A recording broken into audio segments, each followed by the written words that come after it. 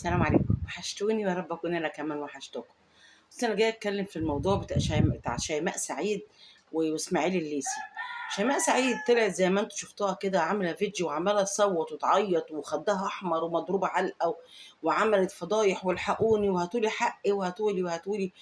ايه اللي حصل؟ اسماعيل الليثي ضربني وبهدلني وسرق فلوسي وسرق ذهبي وسرق عربيتي وخد عيالي وهاتولي حقي. طبعا كمصريين قلبنا دايما قلب خصايه كده.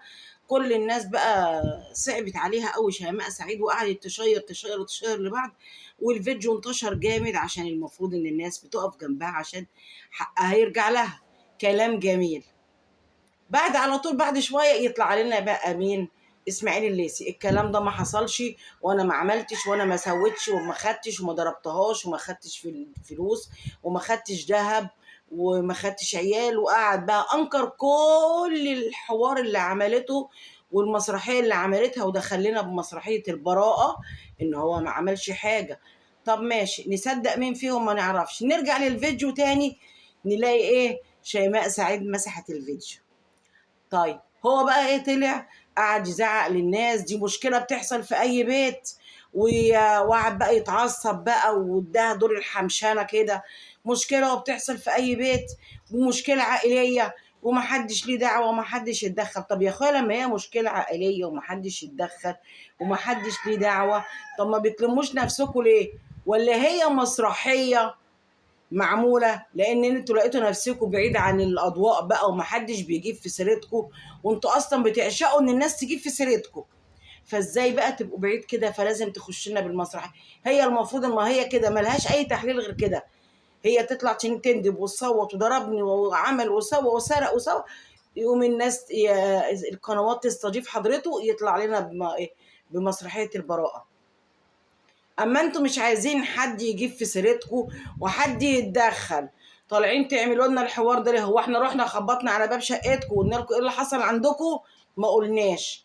رحنا اتكلمنا وقلنا لكم انت خدت ولا انت ما خدتش؟ ما قلناش، لان احنا ما نعرفش. احنا ما بنعرفش ايه اللي ورا البيوت. البيبان مقفله على ناسها، بس في ناس بتفتح البيبان كده ويك حصل ويك جرى. فاحنا لازم نسمع، لازم نسمع.